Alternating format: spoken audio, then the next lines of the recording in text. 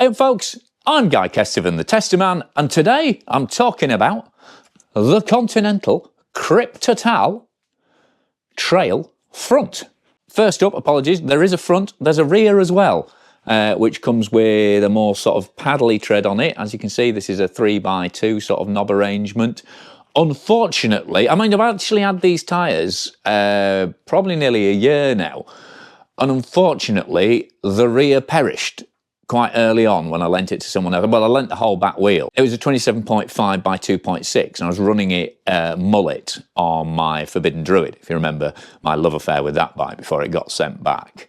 And I got on with it pretty well, but then I lent it to someone who was going down to Bike Park Wales because they'd totaled their wheel, and they completely destroyed the tyre. So the first thing to say is this is not the DH or even the Enduro tyre. Those are much heavier, much sturdier spec tyres, and also they come in a much stickier compound, which leads me to the main kind of characteristic of this tyre, and that is it's remarkably confusing, because this is not the tyre you will think, or at least I thought when I looked at it. I mean, look at that. That's some serious knobs. You don't see knobs like that on this channel often, apart from me, obviously. You know, big knob height. Yes, it's rolling at the front, but those are some proper citadels on the side with buttresses on them. I mean, you could get your Gothic castle architecture all wound up about looking at those beauties. And then you've got this interesting kind of sunburst effect on the side. I don't really know what that does, but it's the latest E25 3x60 180 TPI carcass, however what you call it. And the great news is, as I keep saying with the latest Continentals, is not only are they sized so you can get them on a rim without dislocating all your fingers or needing therapy or just a bloody great crowbar, but they pop on, they're really stable, and they're really they just work well tubelessly, which is something that Conti have struggled to do with mountain bike tyres for about 20 years. So that's nice to see. And like I say, this is primarily, you know, a lot of pretty much every review you'll see online is of their gravity tyres, and this is not that. This is their trail tyre. Although at 1040 grams, it's still a chunky monkey on the scales, as well as visually. And to be honest, I rode it a bit at the start of the year and was just confused. I was confused, listeners. Dear audience, I was a confused boy, which is unusual for me because I spend a lot of time swapping and racing around on tyres. But basically what you've got is what looks like a very, very aggressive tread, but with a lot of ramping on it, and the black chili compound used in it is actually pretty hard. So it's very much in the kind of Euro Enduro school, I'd say, like early Pirelli, Vittoria, before they got so many complaints they went super sticky. It's very much in that kind of fast rolling school. So even though it looks like it'll be an absolute dog in terms of rolling resistance, it actually skips along pretty well. Bit of growl from all those gaps on the road, but nowhere near as slow as it looks in terms of rolling. And because it's not massive, although it has got those big side buttresses, you can see relatively rounded tyre, not too square. So it kind of tips into turns as well. So it's far more usable than you would expect in terms of an all-round tyre. Just because it rolls well. That does, understandably, because it's quite a hard compound, it does slip around on roots and rocks and in the wet more than you might expect. So although it looks like it'll be an absolutely belting mud tyre, and it does dig in well into soft grass and stuff like that, if you come across any hard and shiny and slippery stuff amongst that wet mulch, then it's going to skitter and skate around quite a lot. And also, so it's really, really at its best in kind of dry, loamy and loose stuff where it can kind of fang its way in and find some mechanical purchase that way and isn't relying on stiction from the rubber. However, the other thing it's brilliant at, you can run this carcass at crazy low pressures.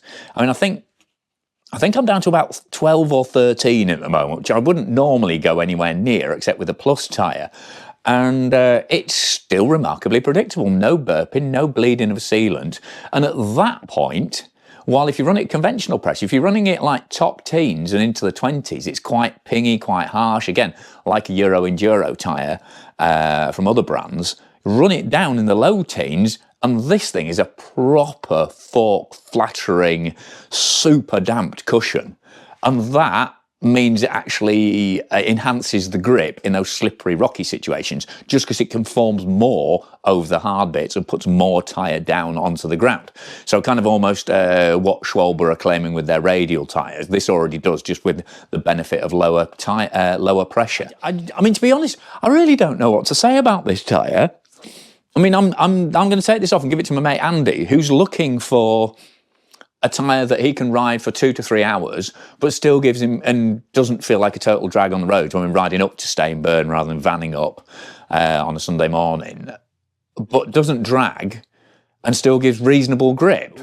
And that's what this tyre is. You know, it's a little bit heavy, but it's a fast rolling all-rounder. The confusing thing is it looks like an absolute hyper traction, complete, you know, roll killer.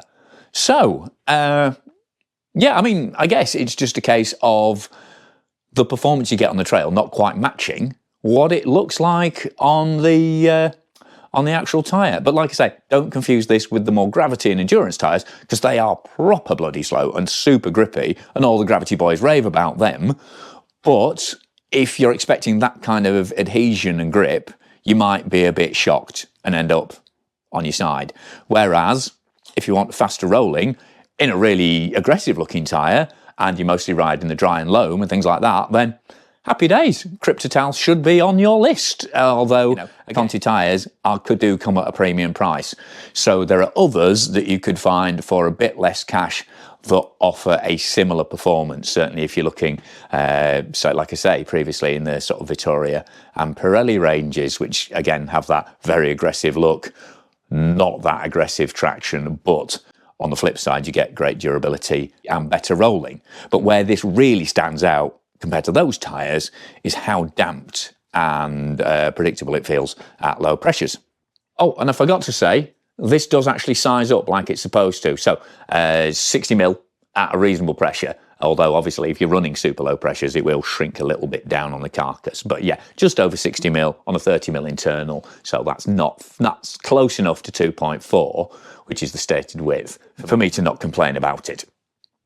So there you go. Continental Kryptotal. Maybe. So there you go. Continental Kryptotal. Seriously toothy, aggressive looking tyre. That's actually a lot faster and more versatile for general riding than you might expect. Which on balance doesn't sound like a bad thing, does it? Anyway, thanks for watching. Click to subscribe, thumbs up like, tell your mates about the channel, and if you really like what I'm doing here, then you know, subscribe on Patreon. That'd be great. And also, what really, really, really enriches these tyre reviews is you letting me know of what you think about this tyre, because that way we get feedback and opinion from all over the world, from all sorts of different users.